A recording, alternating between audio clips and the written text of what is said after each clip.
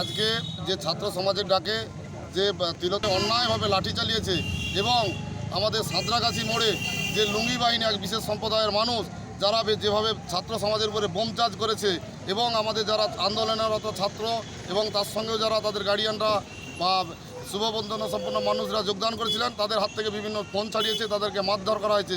এরই প্রতিবাদে কালকে ভারতীয় জনতা পার্টির ডাকে সারা পশ্চিমবঙ্গ জুড়ে বন্ধ, এই বন্ধ সফল করার জন্য সারা ময়নাবাসীকে আহ্বান করব। এবং আমি আরেকটা বার্তা আপনাদের মাধ্যমে দিতে চাই যে কালকের বন্ধ সর্বাত্মকভাবে বিজেপি সফল করবে। এই বন্ধকে যদি বানচাল করার কেউ চেষ্টা করে, সে পুলিশ হোক বা তৃণমূলের ক্যাডার হোক, ভারতীয় জনতা পার্টির হাতে ঝান্ডার সঙ্গে ভালো মতো ডান্ডা থাকবে। আর পুলিশ যদি কাউকে গ্রেপ্তার করে, দরকার হয় কালকে সঙ্গে সঙ্গে আমরা পুলিশকেও বন্ধ বলে চেন দিয়ে একদম থানাকে সিল করে দেবো। ভারতীয় জনতা পার্টি এই আন্দোলনে আছে, থাকবে যতক্ষণ না আমাদের এই তিলোত্তমা বিচার পায়, ততক্ষণ ভারতীয় জনতা পার্টি রাস্তায় থেকে লড়াই করছে এবং লড়াই করবে।